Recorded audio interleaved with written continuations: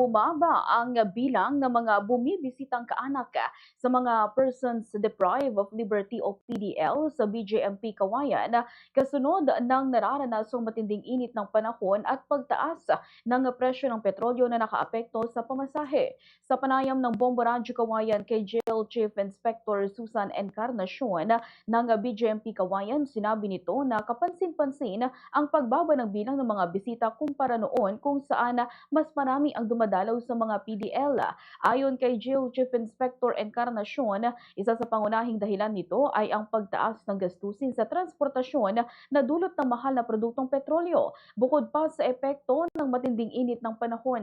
Gayunman tiniyak ng opisyal na may alternatibong paraan upang makipag-ugnayan ang mga PDL sa kanilang pamilya sa pamamagitan ng electronic dalaw o idalaw.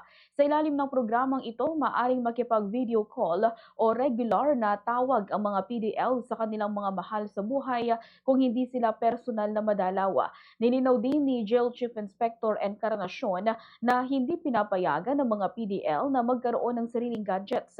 Ngunit may nakahandang kagamitan ng BJMP na ginagamit sa idalaw sa pamamagitan ng isang itinalagang platform at may nakatalagang personnel na nangangasiwa sa proseso. Sa kabila ng pagbaba ng pisikal na pagbisita, sinisikap ng BJMP na mapanatili ang komunikasyon ng mga PDL at kanilang pamilya sa pamamagitan ng makabagong pamamaraan. Ganito ang bahagi ng pahayag ni Jail Chief Inspector Susan Encarnacion.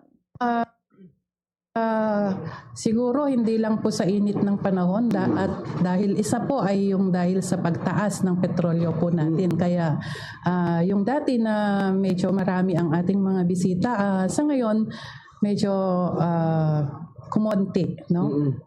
Dahil siguro sa sobrang taas ng pamasahe, dahil syempre alam natin yung sa petrolyo po natin. So yun po yung isa rin na dahilan. Meron po tayong programa, may programa po ang BJMP regarding po dyan na ang isang PDL ay pwedeng dumalaw po through electronic dalaw po. So pwede po silang maka-video call or regular call po sa kanilang